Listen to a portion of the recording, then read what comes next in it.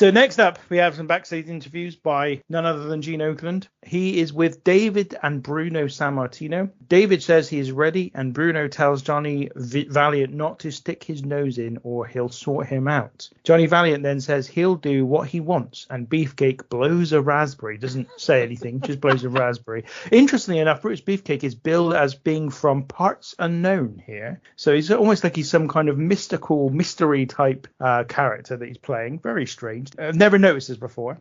He and David Sammartino then proceed to have a nearly 12-minute match, which ends in a double disqualification when Johnny Valiant tries to get involved and Bruno Sammartino comes over and has a little scrap with him, and then we have a bit of mayhem. Everyone's involved and there's a double disqualification. Massive pop and chance for Bruno. That's the match. Let's go with you first, Matt. First off, Bruno Sammartino has a son. I didn't know this. I was genuinely taken aback by that. I've heard quite a lot about Bruno as well, and I never knew that he had a son. So, let alone that his son was involved in WrestleMania. So for me, that was a huge shock, which was quite interesting and probably made this more interesting than it would have done otherwise. Again, I say it was basic. I say basic. I don't want to use the word basic, actually. It was very heavily mat based, which, do you know what? Depending on the mood that I'm in, sometimes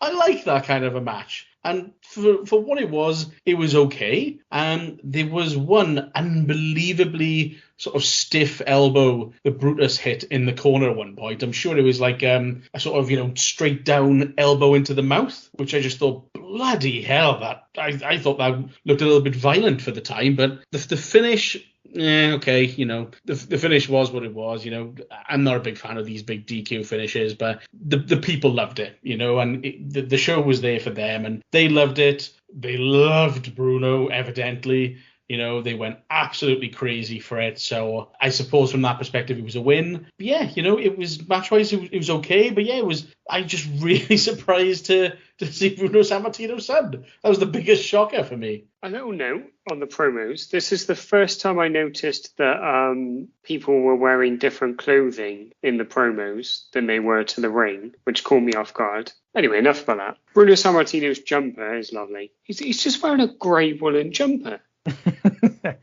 Why? He's a man of the people, old man. All right, he's not one of these fancy dans with the suits and whatnot. He comes out. He's a working class guy who's out there to do his work, be honest, and you know what? That's actually a very good point. Like he's not showy. They worked their absolute socks off, these two lads. I must say, I've got to be honest. Brutus deserves a lot of credit for this, I think, because old DS David doesn't look particularly equipped to handle an 11-minute match, I think is probably the kindest way to put it. And I think to your point, Matt, that's why there's a fair bit of let down stuff going on. And I think Beefcake kind of carries this. And we know where we're going. We know from the promo exactly where we're going. We're waiting for Johnny Valiant to get involved and then Bruno to go round. And like Tinky said, the pop is unreal. Absolutely amazing. Obviously, Bruno Sammartino is in wrestling, the Madison Square Garden guy. He is effectively that building in wrestling. It's phenomenal. And because of that, I loved the end. I absolutely loved it. And I thought this was when you've got Beefcake and a guy that I've never heard of, never ever heard of wrestling. This is 3 wipes and I'm done. And I'll take that. And it was also quite nice to have something a bit slower paced because it felt like in particular, the last 2 matches, obviously, you've got the Bundy match, which is an absolute clinic, 25-second clinic.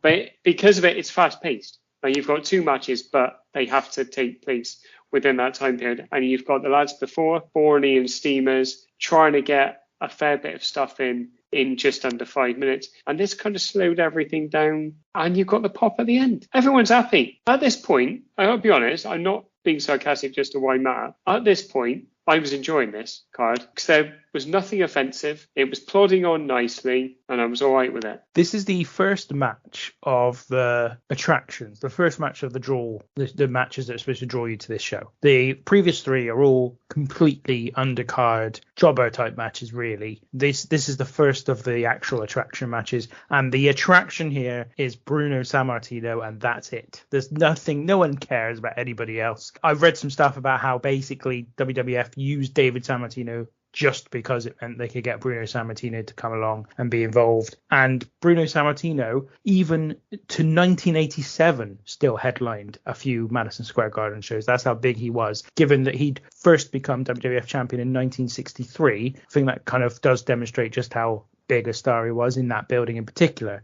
And yeah, the place goes nuts for him. It's fantastic. And that's easily the highlight. And that's the reason the match is on the show anyway. So from that perspective, it was successful. You're right about David Sammartino, not particularly skilled and didn't really go on to do much at all in his career. My main interest during this match before the Bruno stuff was the commentary here, where Gorilla Monsoon was very distracted by Brutus Beefcake's tights. And then a bit where Brutus Beefcake is bent over and Ventura says, the fans are definitely getting a good view of the beefcake. Which properly pops Gorilla, doesn't it? He knew what he was doing there. He knew exactly what he was doing there. Brilliant. Absolutely brilliant stuff. So yeah, that's what you've got to enjoy these shows for. It's a bit of that.